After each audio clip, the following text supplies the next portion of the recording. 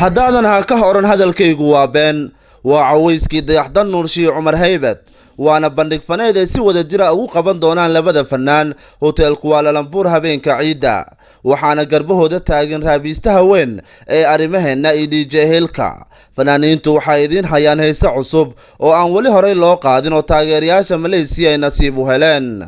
sidoo kale habeenkaas goobta waxaa lagu soo bandhigi doonaa riwaayado aad u qurux badan transportation-ku waa free habeenka ciida oo qof walba waxaa laga soo qaadi doonaa gurigiisa waxaana lagu celin doonaa isla gurigiisa dhanka kale waxaa jiri doona dalxiis lagu aadi doono Langkawi horay u gaar oo yaa laga buuxin qiimuhu wuxuu noqon doonaa mid ku raali geliya oo waa 60 ringgit oo qurah wixii faahfaahin intaas dheer waxaad kala xiriiri kartaa lambarada shaashada idinkaga muuqda balanteenu waa habeenka ciida iyo hotel Kuala Lumpur.